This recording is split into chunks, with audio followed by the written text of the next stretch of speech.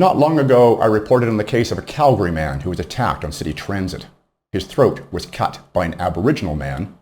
The two men did not know each other. In rendering his judgment, the judge stated that the history of colonialism had to be taken into account. And this is not by any means the first case of random violence against transit riders in Canada.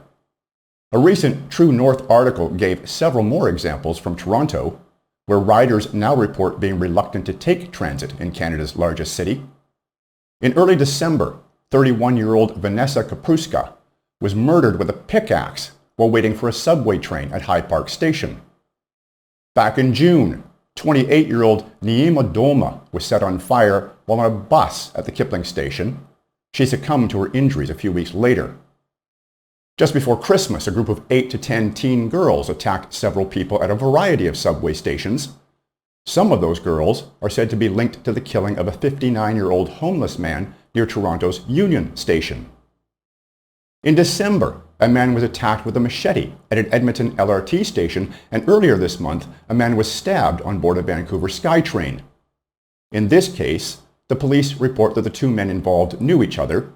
However, in all the other cases, these were random attacks against strangers. And these are just some of the recent incidents. There are quite a few more. So why aren't the police and transit authorities doing something about it? True North journalists contacted sources inside the Toronto Transit Authority and were told that fare evasion is rampant, and fare inspectors have been told to walk away if customers refuse to pay. A loiterer or panhandler won't even be approached. That's 100 fare inspectors making $85,000 a year not to write tickets or do any enforcement. Toronto Transit Commission CEO Rick Leary contends that safety is TTC's top priority.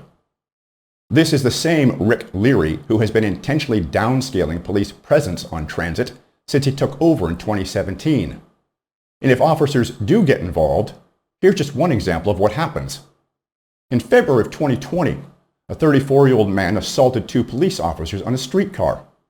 The man, Stephen Thackerberry, pled guilty to the assault. In response, Leary launched a witch hunt against the 2 officers, and they were subsequently fired. Leary also issued a memo essentially telling special constables not to arrest a passenger unless serious crimes were taking place on transit. So why would our elected and appointed officials be working to make transit unsafe?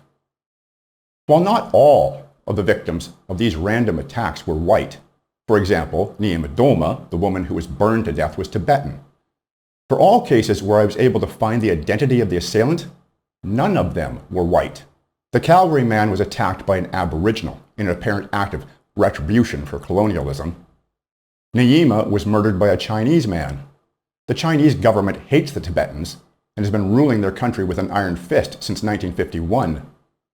Vanessa Kapruska, the woman who was stabbed with a pickaxe, was also murdered by a Chinese man who arrived in our country so recently he doesn't speak English.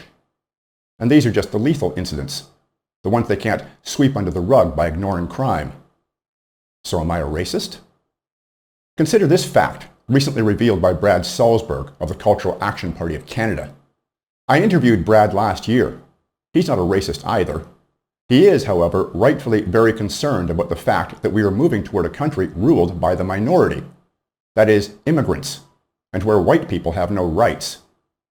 Except that soon, immigrants won't be the minority. In a January 14th article from this year, Brad revealed that in 2011, 1 in 10 ridings in Canada were minority white. Today, that number is 51, or 1 out of every 6. Regardless of their reasons, our woke government is protecting immigrants from the consequences of their actions while making targets out of white people. And those non-paying riders that the transit cops have been ordered to walk away from without so much as issuing a ticket? Are they hardworking white Canadians traveling to and from their jobs? I'm willing to bet largely not.